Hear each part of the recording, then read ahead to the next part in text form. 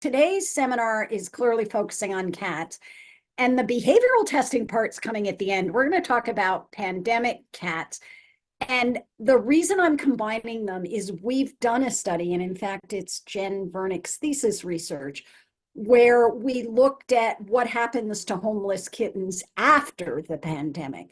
And the story of owned cats during the pandemic and our homeless kittens during the pandemic are two very different stories. So first, I'll tell you about owned cats during the pandemic, and I'll take the same type of approach I took with the dogs, where I'll show you what paper we're discussing, and then I'll tell you what those people found and discuss that.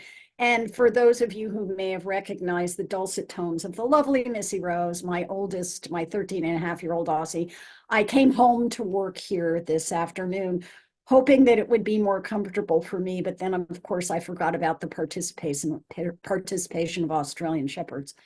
So you've seen this paper before.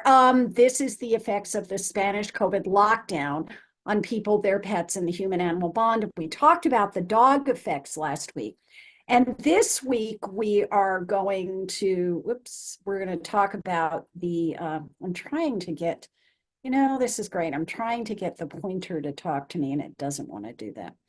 Okay, well, this is what happens some days. So these are Bowen and Fajo's data, and there were loads of other authors on that paper, but those were the two drivers of the study on cats compared with dogs. And if you look at the items circled in blue, these were the sort of baseline management types of issues. Did you have concerns going into this? And while very few dog owners had no concerns, many cat owners, a quarter of the cat owners had no concerns. They were like, it's a cat, okay, which I think is how people largely feel about cats. And I'm hoping that what was found during the pandemic sort of turns that discussion around a little bit. The other place where people did have some concerns about basic management were routine patterns. So what would a loss of routine affect animals? And again, people are like, it's a cat. Routines aren't that big a deal, which is actually not true, but it's certainly the way they felt compared to dogs. If you look at the part that is circled in yellow, what you will find is that the prohibition of walking dogs outdoors except during restricted hours, of course, didn't pertain at all to cats, so it wasn't an issue. And people weren't worried about weight gain because of the loss of exercise in cats because they were already doing what exercise they had. The issues for cats, though, were interesting because they focus on medical issues, getting food for the pet and getting medical care. So many cats, and if you're not a cat owner, you can't appreciate this, but many cats have medical problems that are managed with nutrition or managed in a complex way. And managing cat medical problems is always, always, always difficult, even if they're relatively simple. So it becomes, the pointer is not even going to talk to me. It becomes an issue. So when we look at the problematic behaviors of cats and we look at, was it never present? Was it the same as before? Was it improved or did it get worse? If you take a look at never present and same as before, that was the majority of cats. Improved is massive. I mean, this was a very strange finding to me. Pretty much everything was improved except one thing that got worse. And if you trace this over, many more cats were afraid of noises after the lockdown during the pandemic. And I don't know if that's because there were many more people crammed into a small space. Most of these cats lived in apartments, that it was a noisier environment around the clock and affected their deal cycle. There was no information about this. But oddly enough, a species we don't think of having very many problems with noise had problems with noise. And you've seen this graph before, but for dogs. And if you look at behaviors that got worse versus got better, most things got better that were complaints. So, aggressiveness towards other cats. I think most of us would have predicted it would have gotten worse. It got better. If you looked at hiding and avoiding contact with people, it got better. Urine marking, it got better. What got worse? Fear of sudden or loud noises. You know, just odd stuff. So I think that that may have had to do with the general noisiness of the environment. But now what I'm going to say is I think we need to pay more attention to how cats perceive noise. We tend to think of noise reactivities and fears and aversions in dogs, but maybe we should also look at cats. When we look at outdoor access and whether it changed for these cats, most of these cats were never allowed out. As I said, these were apartment cats, so that wasn't a big issue. Some of them were allowed out only at certain times, and that didn't change very much. And very few of them had free outdoor access, and that didn't change. When you look at whether or not people thought they detected change, most people said that they reported no change in the cat's behavior. But the most common general aspect of behavior that was reported to be higher during confinement was attention seeking, which is sitting here at 34%, followed by being more relaxed, which is sitting here at 21.7%, which is followed by calmer at 9.7%, more demanding at 7.4%, and finally by more nervous at 7%. So, you know, the more attention seeking, more demanding did seem to go together. Now, this is the same group that, remember, used relationship subscales, the Monash one, the companion dog and cat ones. And so they looked at how you could rate the cat on an interaction scale, how you could rate them on an emotional closeness scale, and what the perceived cost was to having the cat in terms of the human's emotion. And the general finding was that given these positive interaction ratings and positive emotional closeness ratings, and I really don't know why it will not let me use the pointer. I apologize. I'm not even going to try anymore. I've been using my laptop all day with a pointer and it's been fine. But if you look at the positive interaction, excuse me, and the positive emotional closeness scale, what you'll see is these are very high. And the cost to the human is perceived as not to be a problem. The more negative this is, the less they perceive a cost. So in fact, they perceive less of a cost to having the cats emotionally than they did having the dogs. So the conclusions were, as I said, most people were living in apartments, and that did shape some of the data.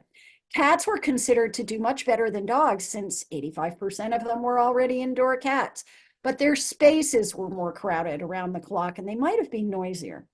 In the binary logistic regression model for cats, where they looked at association and the emotional state that humans rated, there was a positive association between the cat not coping well, and an increase in emotional closeness, the total number of problem behaviors getting worse, and the owner's concern.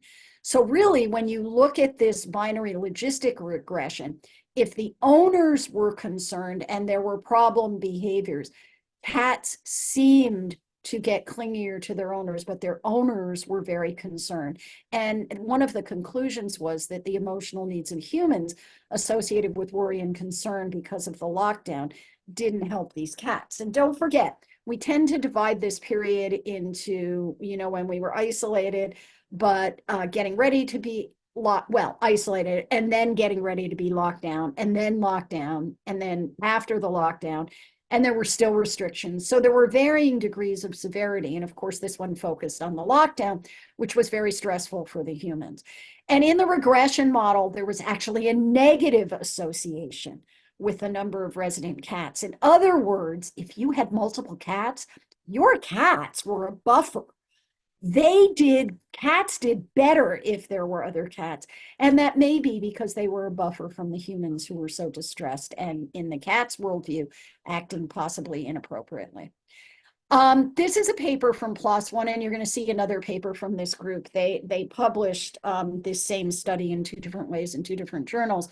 And this looked at the human-animal relationships and interactions in the COVID lockdown phase in the UK, and looked at mental health links and loneliness in the humans. And when people were asked about the role of their companion animal during COVID-19 and they grouped it by species, if you looked at this, my animal helps me cope, 83% said the cat does it, keeps me fit. Not so much. A third of the people said that. Of course, for dogs, it was almost all of them. My animal's the reason I keep touch with some people. This shocked me. First of all, I was shocked by the 59% for dogs because I thought that would be people talk about their pets. Maybe I'm just immersed in a veterinary culture, but people talk about their pets on social media.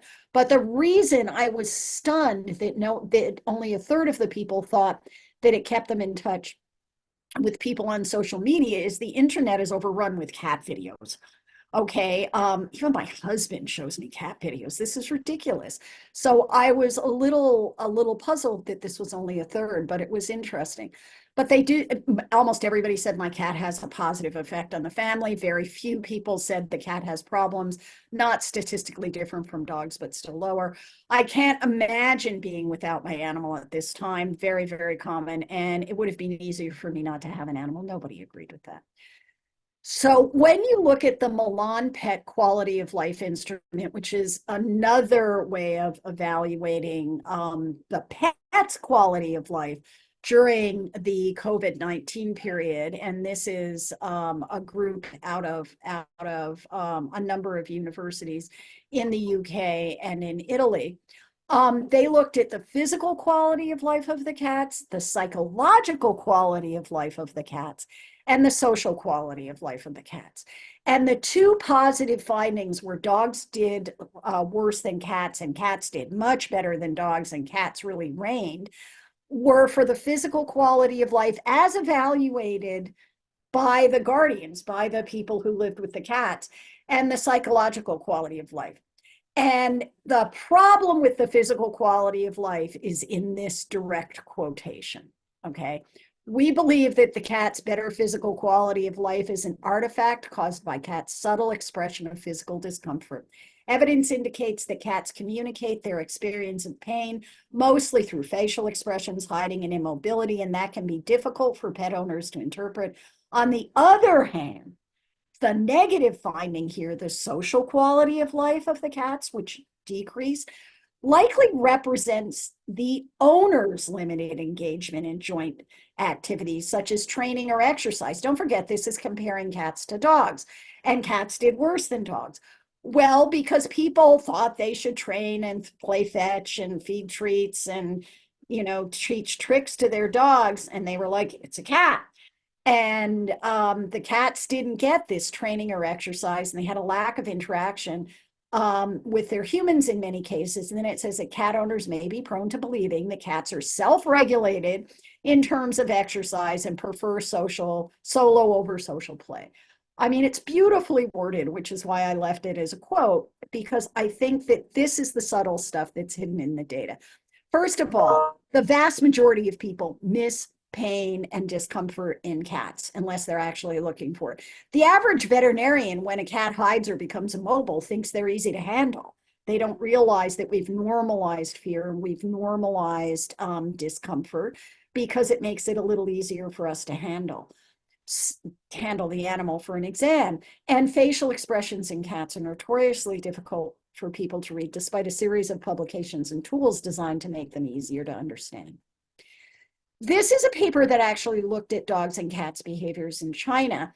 And it's an interesting series of people on this paper because they're all fairly well known and they're all from around the world. And when they looked at cats in China, now pets in China are not recent, but the role that pets have changed has changed in the past, certainly quarter of a century. And the cat's personality before and during the lockdown was examined, and it was considered social, limited social. Maybe they were fearful or they hid all the time. There are different ways to score this. Some people would look at the fearful, shy component of the bold shyness axis that we think about, so that bold cats might be social cats. But the point is, these were the categories they used, and we're not going to talk about that here because that's an extra dimension in a very complex paper. But the things I do want to talk about are the behavioral problems, the stress-related behaviors, and the anxiety-related behaviors, because they did a very good job of taking a series of concerns that people would express about cats and lining them up into three progressively more complex to address categories. So anxiety-related behaviors were these transient behaviors where cats yawned or howled or meowed or paced. Stress-related behaviors were more ongoing and had more than instantaneous ramifications. So you would hide, or you would shed like crazy, or you would have visible dandruff, or your coat would turn white. And the behavioral problems were true problems and sometimes diagnoses. Urine spraying, inappropriate urination and defecation where you eliminated in places or times that were inappropriate. Destructive behaviors, chewing and scratching, and aggressive behaviors, including biting. So the behavior problems were more severe, the anxiety behaviors were less severe, and the stress behaviors were in the middle in this scheme. And when you look at, here are the behavioral problems, here are the stress-related behaviors, and here are the anxiety behaviors. The behavioral problems, these were the true aggressions, the true elimination problems, were associated significantly with living situation, frequency of litter scooping, and medical conditions. The stress-related behaviors, the dandruff, the shedding, etc., were associated with lifestyle, frequency of litter brand change, medical conditions, again, two things associated with medical conditions, and we're coming back to that because it's important. And the period of time that they were isolated. And interestingly enough, the only thing that associated with the yawning, the facial expressions, the pacing was frequency of litter box scooping. Okay. So when we look at behavior problems, these were the true elimination problems, the spraying, the aggression, etc. Most cats were already indoors in China pre-pandemic. It was 86.6%, and that number increased to 92%. What's odd in this study compared to many populations is that many of these cats were caged. And the number increased during the lockdown to almost 12% from 9%. And I think in very few countries otherwise are cats routinely caged. Behavior problems increased during the pre-lockdown period compared to just the restriction period. And those were always the elimination, the destructive behaviors, the aggression. The aggression increased by 18%, but the destructive behaviors were almost 53%, and the elimination was 50%. So those were the two big ones. Urine spraying behavior increased in frequency during the lockdown, not the period just before that. Now that's interesting because these are different periods of stressors for the humans. So the cat's behavior responded in different ways. When you look at the stress-related behaviors, hiding, 76%, intense shedding, 51%, invisible dandruff, 25%, were much more frequent during the lockdown. Okay, and you can see the increases here. The stress-related behaviors were more frequent for cats living outdoors. Indoors, I'm sorry, than for those who had access to the outdoors, and that makes sense because they had less space and less choice. They were also associated with changes in litter box brand, which goes back to we couldn't buy what we wanted because there was nothing on the shelves. We couldn't get what we needed. So you bought what you could get, and that's a stressor for cats. And the frequency of these stress-related behaviors was much higher for cats with medical conditions. So that was an issue. Now, these anxiety behaviors, these more mild behaviors, remember the only thing that affected them was litter box hygiene. And when before and during the lockdown were compared, anxiety-related behaviors showed no difference before and during, but the more frequently the litter was scooped, the fewer anxiety behaviors you saw statistically. And that's an important finding that we're going to come back to. So, all of the anxiety behaviors they looked at were all tied up with, and the only thing that they showed is if your litter box was dirty. If your litter box was clean, in terms of general daily and transient anxiety related behaviors, you were copacetic, and that makes sense.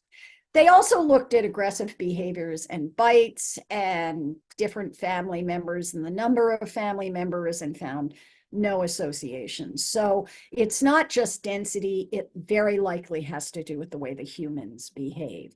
for some of these problems. So their overall conclusion was actually that lockdown may have had positive effects for many Chinese pets. Dogs were more willing to play and had fewer behavioral problems and stress-related behaviors compared with before the lockdown.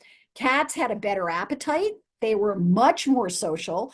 They experienced improved litter box management by their owners. And the authors actually had a quite long disquisition on their concerns for the welfare of cats and dogs once people returned to work, because they improved so much during COVID. They realized that China doesn't have a well-developed network of behavioral medicine specialists to support people with pets. And interestingly enough, one of the things you're going to hear me say at the end is we offer a behavior at the beach course, and we still have a couple of slots because people's lives are being upended by the most outrageous sets of things going on. But one of the very cool things is we have a veterinarian who comes from non-mainland China. I don't know what the politically correct term is at this point. Frequently to the course. And this year we have a young vet coming from mainland China.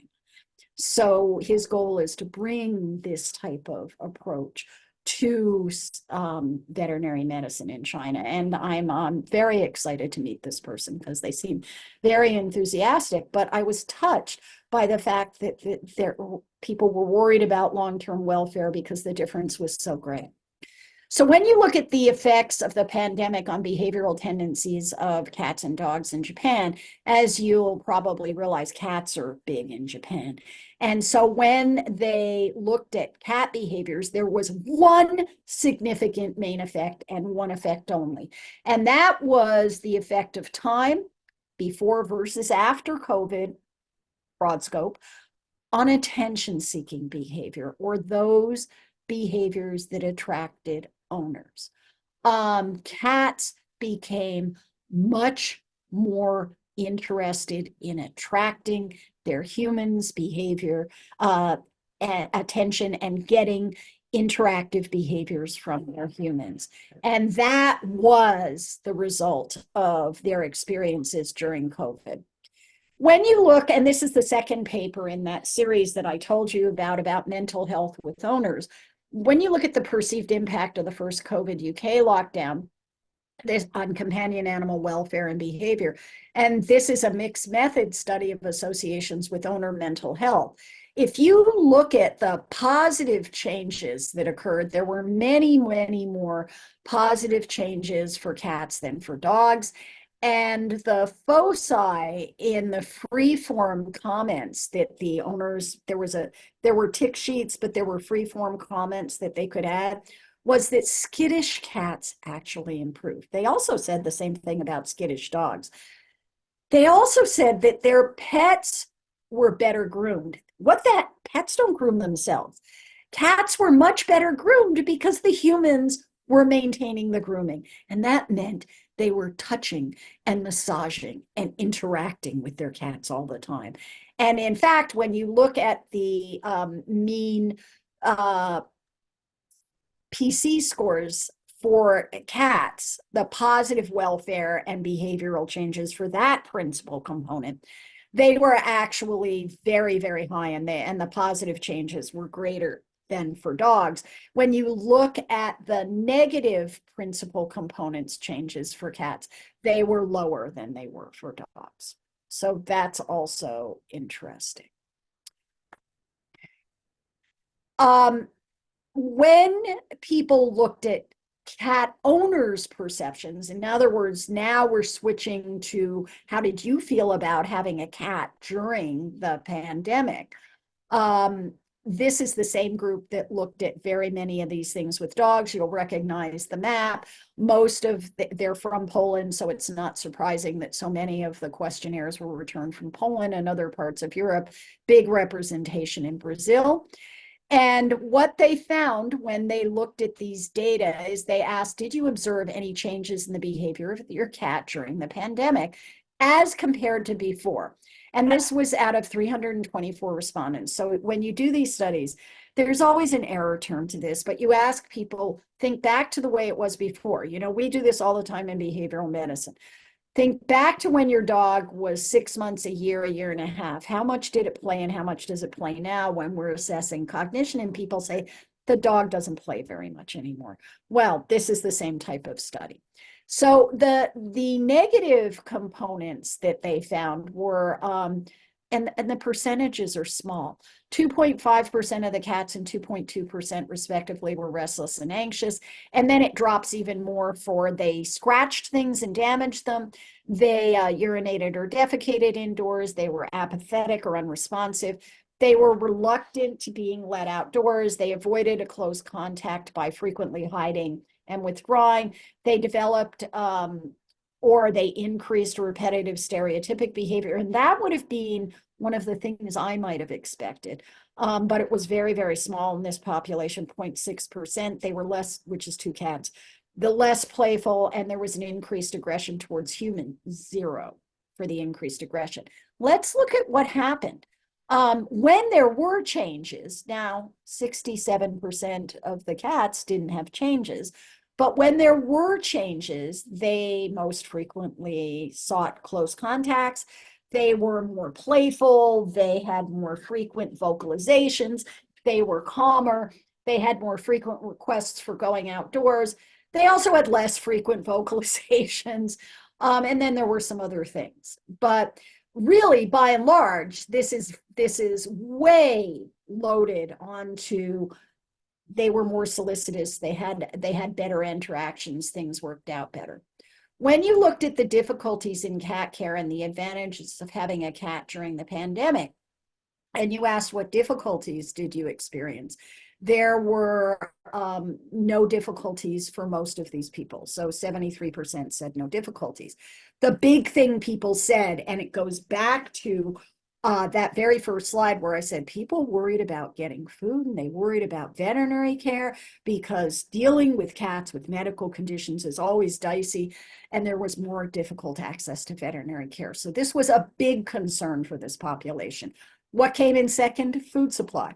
Because any of you who have ever tried to switch a diet in cats know how absolutely joyous and unrewarding that experience can be. Cats develop preferences for texture. When they're sick, they don't want to eat. You have to get them to eat. It's really difficult.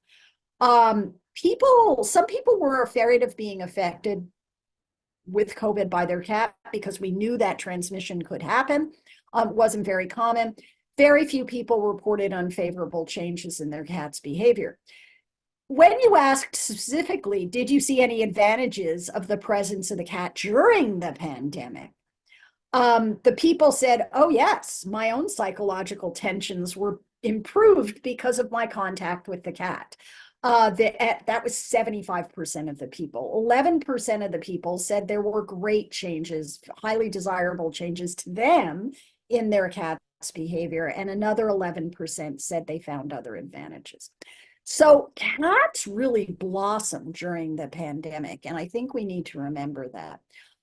When we look at the cat-owner relationship and cat behavior, I think that this paper on the effects of confinement and implications for feline management in veterinary sciences is something that we should reference, because in this paper, they did a very complex ordinal regression study on aggression towards familiar cats and the various things that could affect it, because aggression was one of the things that I think many of us thought would occur. And I've just showed you a whole bunch of studies that said it actually lessened. But owners who perceive their house to be too small for all household members were more likely to report an increase in aggression towards household cats during the lockdown compared to owners who thought their house was big enough. So if the owners perceived that their house was too small, that they obviously themselves were also feeling a stress, and they thought that their cats were more aggressive amongst each other. But there were no other significant effects shown for this model. Now, again, is that because the owners were stressed because it was small, or was it that it was too small for the cats and you had cats who were already stressed because they were in a small space and now they're sharing it with more people? Is it some combination? We can't know from these types of studies, and it's important to know that we can't know. Okay. Now we're in the zone of papers that I don't usually read. The Human-Animal Interaction Bulletin, interesting journal as it turns out, but not one I regularly experience. And I loved the title, Grounded in Purrs and Petting Experiences with Companion Cats During COVID-19. And I have no way to categorize these types of data for you, so I'm just going to read to you what they said, because they came up with a conclusion, and because these were free-form studies, people were allowed to say what they wanted, and they quoted some of those. They categorized those comments into different groups, but then they quoted some of them. So they focused on the cat's calming presence amidst the magnitude of daily challenges, loss, and grief. And I think we forget the loss and grief now, unless you lost somebody, of course. But we think about the challenges. But all of this resulting from COVID-19, cat companions brighten days with humor, silly antics, and a calming presence.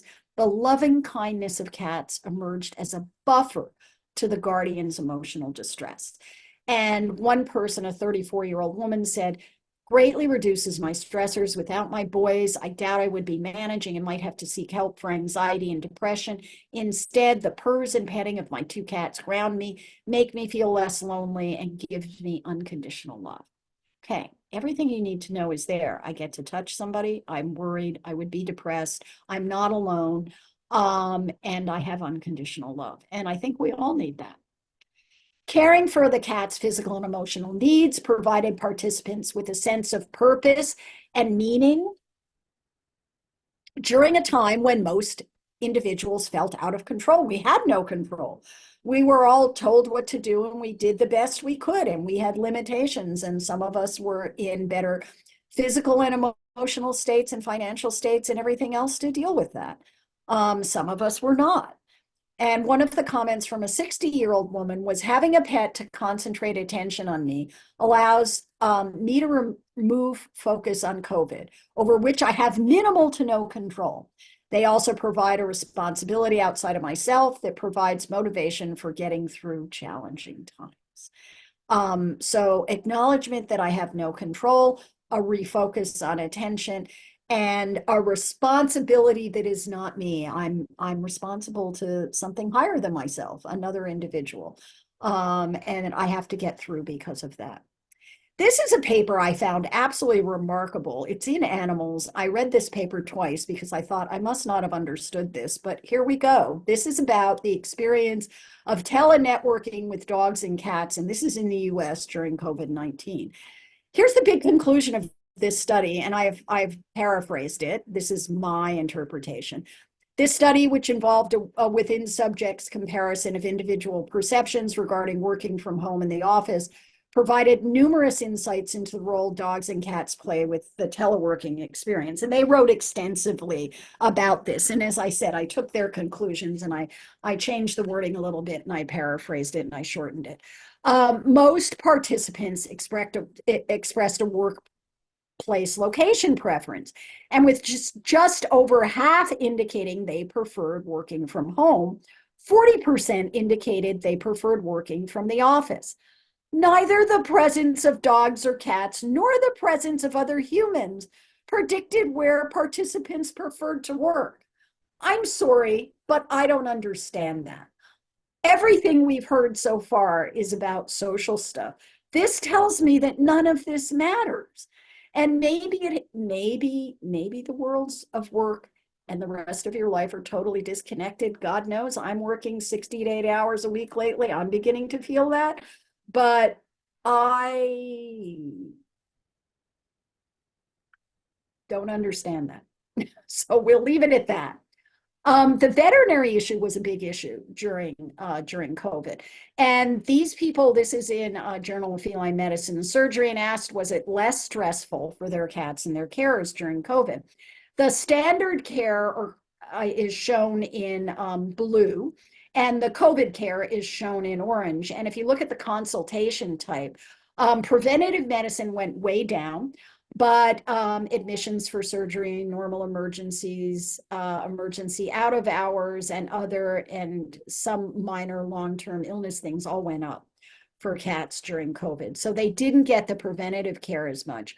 But when you look at how the cats were maintained during this, the number that shared a waiting room really dropped. The cats of a general waiting room really dropped.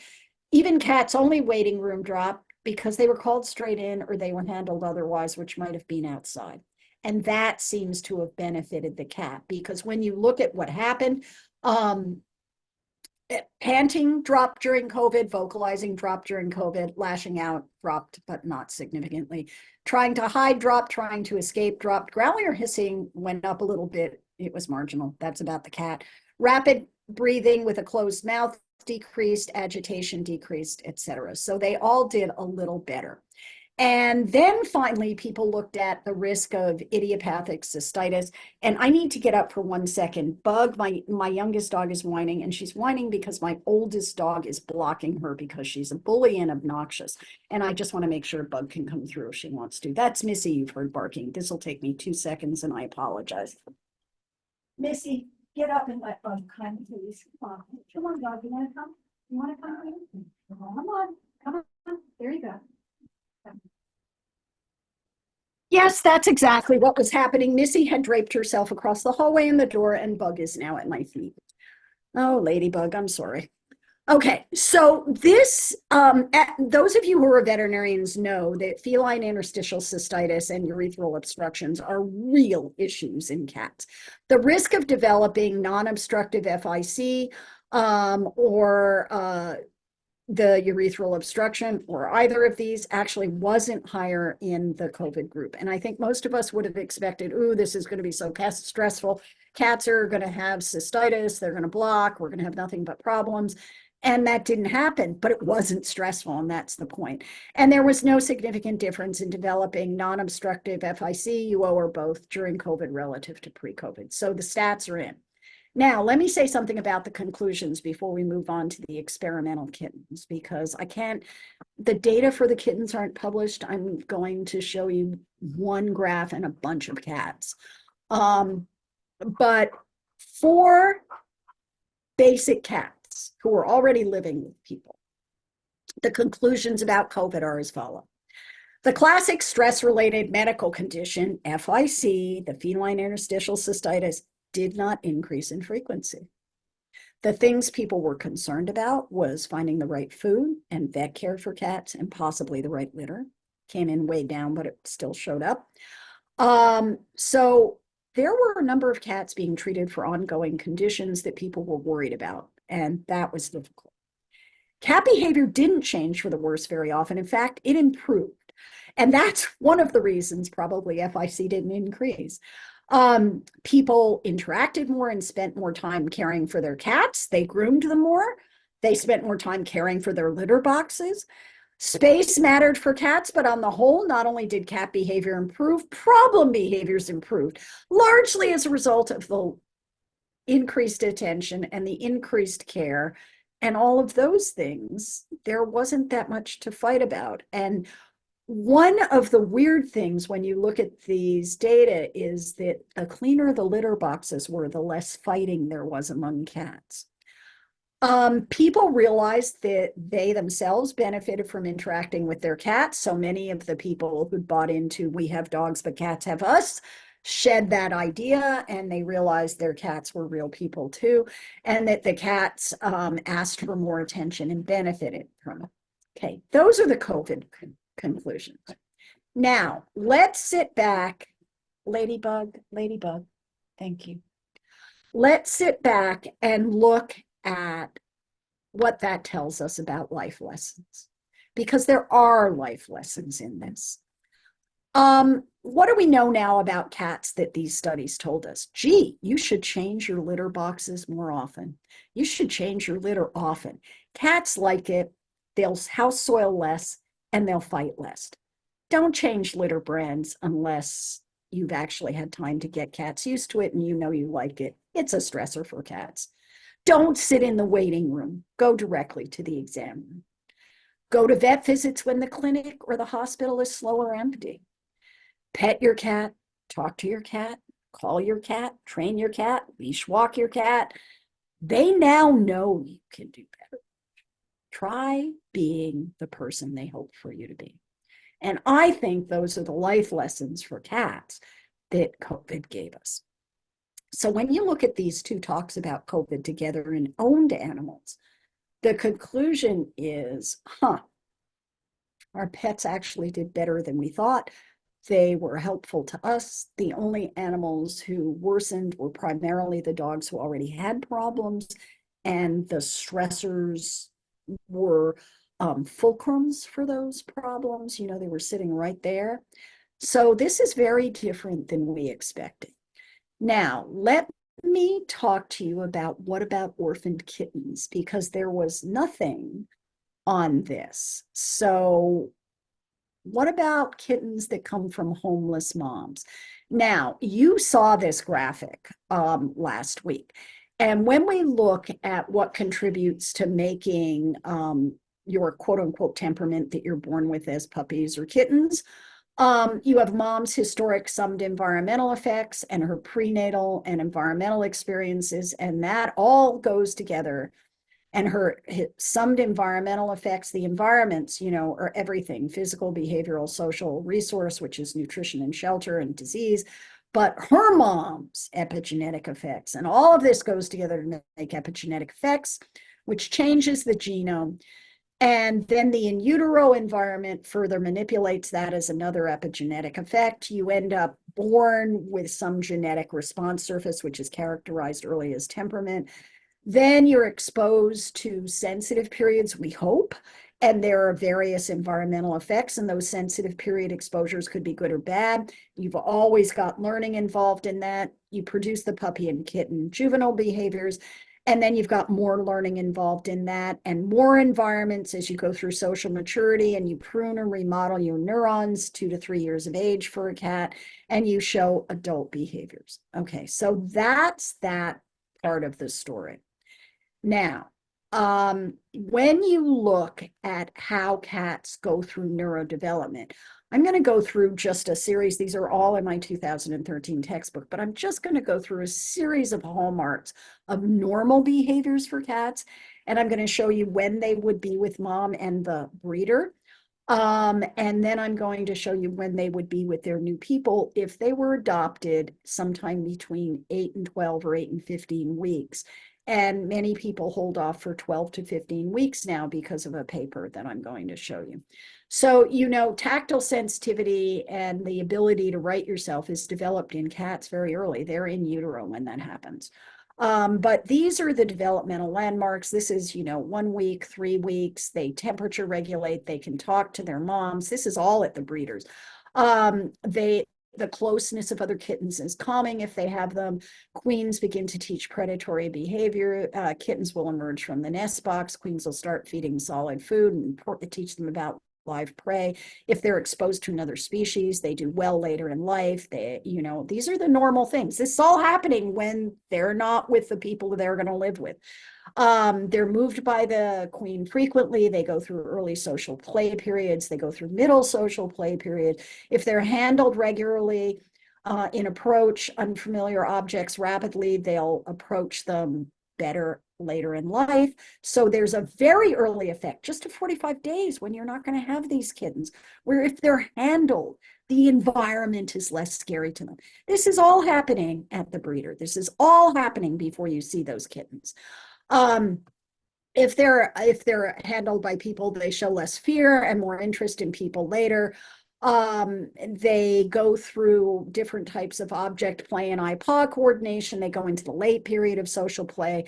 The social relationships that provide the context for future communal suckling are solidified during the first 2 months. This is all happening before you see your kitten, unless, of course, you have homeless kittens.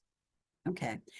And only when you get to no sex differences in social play, complex motor activity, fully functional, which means you had no role in it, handling kittens 12 to 14 weeks, but from birth. Okay, so you've missed most of it.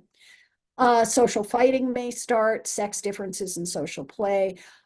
Female litters are less aggressive in play than males, and social play begins to decline. That's all happening on the watch of the new people. So all of this early stuff, the handling, has to be birth to 12 to 14 weeks. So we've missed all of that. So what happens when you live in a place where there is a massive homeless cat population and where the PEI Humane Society used to go out and every year as part of a team of cat action people capture as many cats, and some years would get 600, 800 kittens and their moms if they could get them. People would call, tell them they had them. They would either capture them or the people would bring them in. Sometimes the people cared for them. Sometimes the moms came with them. Sometimes they didn't. There's an extensive network of foster carers on this island. And in 2019, that stopped. Okay. And the only time it started up to any extent was in 2022. Okay, so fast forward to 2022, and we've now had 3 years or 3 generations. It's a harsh environment. They tend to have one litter a year here. 3 generations of families of cats that had none of that stuff I talked about. And what happens here? Well, if you wean kittens early, but they were well nourished before that, it changes how they play. If the queen is fed 50% of ad libitum intake during the second half of gestation and the first 6 weeks post gestation, when, by the way, she will have weaned those kittens because it's early, because she's hungry, you get abnormal play, more accidents, more aggression during social play, more climbing and running behavior, slowed growth of the cerebrum, the cerebellum, and the brainstem. If the queen is fed 50% of intake at gestation, delays in postural corrections, crawling, suckling, eye-opening, running, walking, playing, delayed exploratory behaviors has relevance for us. Growth stunting, apparent only after weaning, we saw it. Delays in behaviors associated with coordination, we saw it. Poor learning ability, increased reactivity, abnormal fear and aggression, decreased responsiveness, we saw all of that. And if it's a low protein diet late in gestation and early lactation, you have uncoordinated and fewer social interactions with mothers and poor attachment responses, and we saw some of that. So when we looked at these kittens, we did so because this paper by Ahola showed that early weaning, and by early they're meaning before 12 to 15 weeks, which is not what most people mean, you get increases in aggression and stereotypic behavior. And as a result, they looked at the effects of weaning cats, taking them away from their families before 12 weeks. But this is a Finnish study where these cats are all raised in homes and they are not stray cats and they don't have shelters. And they looked at 5,726 cats. And if you wean before 8 weeks, they found an increased risk for aggression, but not fearful behavior. And if you wean them after 14 weeks, you decrease that. So 8 to 14 weeks is the number. And then stereotypic behavior, if you took them away from their families before 12 weeks, you got an increase in stereotypic behavior. So based on this finding, I was like, I wonder what will happen if we can take these cats that are now going to be in fosters and test them at 8, 10, and 12 weeks of age. And we asked whether or not that would predict later behavior. And we looked at an open field test. We looked at 2 social tests that were developed by Karsh's early laboratory studies in cats. We added a component of an interactive test to the open field test of a feather. You're going to see these. And we also did a bunch of physiological markers. And the only thing we didn't end up doing was following them through the first 2 years of their life. We were supposed to assess them every 3 to 6 months through the first 2 years of their life. But the Humane Society changed a little bit the way that they registered these kittens, and we were unable to do that. So this is, as I said, Dr. Jen Vernix, my resident and graduate students' thesis research. It's being funded by a lot of places. The big places were the Every Cat Foundation, Sir James Dunn Animal Welfare Center, and it's had some other funding also. The PEI Humane Society plus volunteers used to have this very action cat action program I told you about. In 2022, we had this scaled back version of it. So they collected cats, and starting in June of 2022, we subjected 50 of these kittens, all of whom were in foster care, over a 2-month period. So we enrolled them over 2 months, and we were done by September. So, you know, we needed to be able to test every kitten at 8 weeks, at 10 weeks, and at 12 weeks of age. So they were enrolled over a period of time that we could actually physically do this. And the approach to a human test, you'll see it was adapted from Carson Turner, and the gentle holding test, you'll see it was adapted by Carson Turner. And we measured latencies, time spent with passive and active toys, and how much time they spent with the humans and what they did, hair cortisol at 8 weeks, telomeres at 10 weeks, and we did a lot of stuff. So this is what the testing setup looked like from the 2 angles. So here you can see the way we've set it up. There's tape on the floors because we numbered and marked the toys. Every toy was sterilized between use.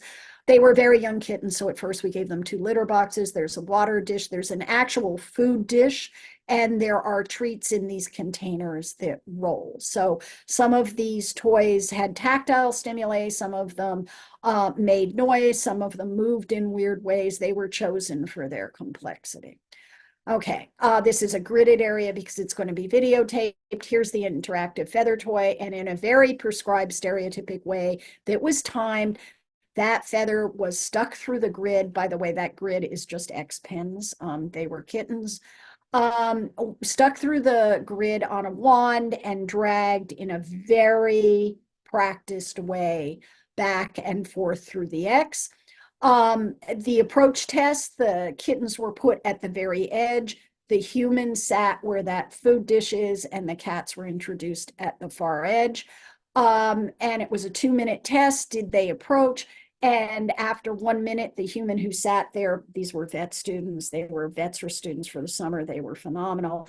Michaela Ramsey and Brianna Buchanan did 99% of the work with Tracy Doucette and Jen Vernick during this study. But they would begin to gently tap their fingers just to get their attention in the 2nd minute. And this is our most interactive cat in this study. You're also going to see him playing with a feather toy. But he came over, but he's not exploring Michaela. And in the holding test, Michaela's facing the short arm. So she's facing this arm of the pen. So she's sitting here, and the cat is handed over the edge to her. So she takes it in her arms, and we have 3 trials where she picks it up after it leaves, sees how long she can gently hold it before the cat decides, no, I've had it, and my front feet are on the ground. Okay. And you know, this cat is willing to be held. This cat, you would think, looks like this cat wishes to interact with Michaela, but this cat is treating Michaela like furniture. This cat is treating Michaela like a perch. Okay. So when we looked at what you would expect to happen, especially as cats matured, and this is 15-week data from, and this is published from Carson Turner, the time to approach a human, as it dropped, they allowed you to hold on to the person more. So you would stay longer with the person. Okay. Notice that their times were much longer than ours because these cats didn't approach and they didn't let you hold them. In fact, there's a cluster of cats that didn't approach and wouldn't let, they approached to freeze, and then you could hold them for a little bit because they froze. And then we had a whole bunch of cats you could hold for a longer time and froze. Let me just show you the videos. So this is a very interactive cat, but not truly with a human. This cat's treating Brianna like furniture. Here's something we saw, and we talked about it in nutrition. This cat has balance and postural issues and may, in fact, look at the way it scoots, it can't right itself, may, in fact, have some cerebellar hypoplasia. And when they sat there until they started to tap their fingers, they were passive. The cat is having trouble balancing to get there and is curious but stops interacting. Here's another cat who has some postural deficits.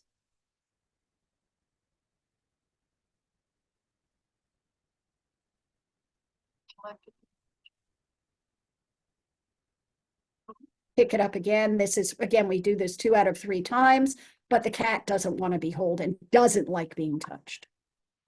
Okay.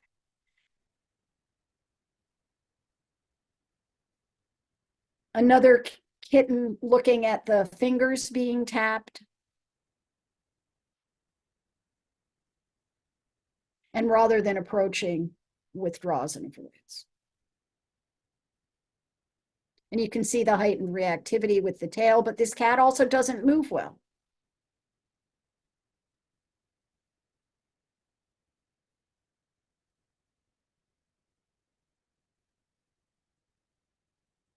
Here's the guy you saw in the still photo playing brilliantly with the feather toy.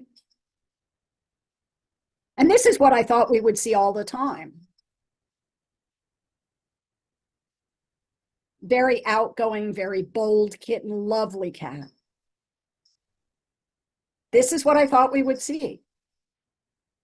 You know, and he impeded the way we wanted to do the experiment by not relinquishing the toy, but that was fine. That we call those data. And instead, here's a cat who's ignoring the feather toy totally. And what I want you to realize is this cat is not escaping to be with people. This cat is not interacting with anything in the open field and just escaping. And remember the finding about crawling? This cat doesn't make eye contact with Tracy.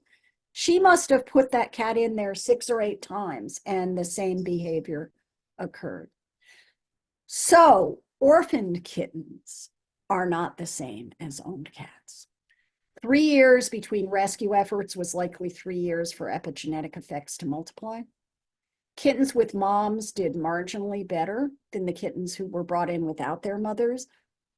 But most, but not all of these cats are profoundly impaired. They're nothing like Karsh's laboratory cats, whose moms may have been raised in catteries and labs, and they were born in labs, but they got regular food, they got regular care, they got regular cleaning. You know, even if they weren't handled because this experiment didn't call for it at that time period, they saw people, their cages were changed, they received care. These cats didn't receive care. A few of these cats were born into fosters. A few more, I think 7 were born into fosters and 11 were born into the shelter. The vast majority of them came in over the period of, you know, a few days to a few weeks. So they had a rough go, and mom epigenetically had a rough go. The effects of deprivation, the care, the nutrition, the early exposure were profound in this population, and I can't believe they won't affect their adult lives. These cats were all kept through 12 weeks, which was the age Ahola said you shouldn't let them go before that. And they did improve. The testing did show significant improvements for some, but not all of the tests as they aged from 8 through 12 weeks. But the improvements were small, they were slow, and they were not with social behaviors to humans. We don't actually know if people kept these impaired cats or whether they too ended up homeless. But one of the things that I think we've ignored, and the other component of Jen's thesis data, which is on young puppies, strongly suggests that we need to go back to basics with very young puppies and kittens and find out what we think normal is, what we think abnormal is, and especially what happens when you've got neglect, or what people may not perceive as neglect, but the animals do. This is a completely different population of cats than you saw in the adult-owned cats in COVID. Food for thought. Papers being submitted as we go along. You are more than welcome to reach out to me. These are my email addresses. I still don't have a pointer, which is driving me nuts. The clinic email is there if you need to reach out to the clinic for something. We do a distance consultation service. The appointments are made through the clinic email. The Animal Welfare Center has the forms and all the information on its site. I edit the journal in the field, which is that blue thing to the right, and it has lots of these types of papers. Again, you know that the seminar series occurs because you're in the second of 3 of them. The Behavior at the Beach course is the 9th through the 14th of June. As I said, it's a small immersive course. We've got a couple of seats left if anybody's interested. It's a week-long intensive course that this year especially, we've made some changes. I think it's going to be really great. It's always great. The people are what make it. And the handouts that I have published are all freely available on my website. And I'd be pleased to answer any questions. And I see there is two questions. Lisbeth, hi. Would the increase in litter box problems have anything to do with the severity of the Chinese lockdowns? Might they have rationed their litter and changed litter too often? That's exactly what I think happened. And they suggest that because they were the first people that said, we changed brands and we couldn't find litter. And I think that that's the take-home message for us, because how many people, especially during tough economic times, go buy a bargain brand of litter, and you're probably not saving yourself a lot of money, but you're creating some grief. Abby said, shelters are constantly needing fosters for bottle babies during kitten season. What would you predict are the long-term behavior consequences for these cats raised without a mom? Okay, Abby, those are the data I showed. Those are those foster parents. Every single one of the cats in our study was fostered, every single one of them. And as I said, some of them were born into the foster, some of them were born into the shelter. And I think the predictable long-term behavior consequences depend on what happened to the mom and how stressed that mom was and how horrible that in utero environment is. Do I think you could overcome these? The data in humans and other species suggests that you can. It's an uphill battle, but you can't overcome what you don't recognize. And I think our data are just, when Jen's data hit the presses, they are going to get attention because they show what happens when you didn't look and you thought you were helping, and you may not be helping to the extent possible. And I think that this is going to take much more intensive therapy than we even realize. Pierrette, will you be repeating the kitten study in a few years to see the difference in future generations? Pierrette, I wish Jen was sitting here right now. She'd be screaming and you would hear it. This was an enormous amount of work. I would love to repeat this study with funding and someone to help. It was intensive, and I'll tell you where I think it should be done. I think multiple shelters, PI may be a remarkable place, and we don't know how variable these cats are. You know, the biggest reason dogs die here is they're hit by cars. They're not leashed. And so I don't know how well fed, we didn't have any way to assess how well fed mom was. You know, some of these kittens were in barns, some of them people found by the side of the road. Some of them were single kittens found by the side of the road. Some of them, the people had tried to supplement and they couldn't really get near them. I think that multiple shelters need to do this. Everything we have done is absolutely repeatable. If you follow our instructions, you will be able to repeat this study without a flaw. The other thing I think that really needs to be done is this needs to be repeated in a home environment, because the only data available otherwise are Karsh's data, and they're lab cats. And I know that in Belgium, many kittens are hand reared. So I'm thinking that if we could get one of the wonderful Ghent group of students interested in this, I'd get to go back to Belgium, and we could have this study replicated in that situation. A local cat rescue adopts out cats at 8 weeks. Would you recommend changing to 12 weeks? Yes. That's the nice time to give them intensive care and a knowledgeable foster. Lisbeth again. I think we did see an increase in pancreatitis and FIC, but only very early in the pandemic in families where the children weren't going to school anymore. Then the cats got used to it and that disappeared. Yeah, and if you guys truly saw it, and you may have, and you may well have the data to support that, many vets don't collect data like you would.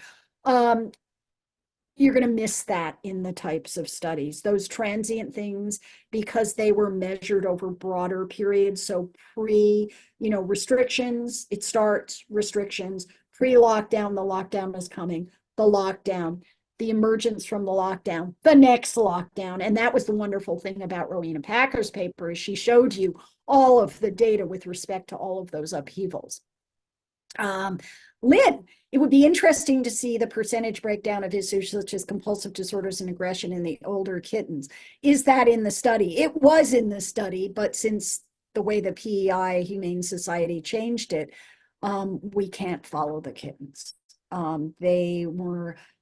The kittens were adopted to homes that did not agree to continue to participate in the study, which was not part of the original plan. So we can't follow them. Annette, could the increase in cats' fearful responses to noises be related to the fact that cats are nocturnal and their day naps were being interrupted with the extra noise of people being home?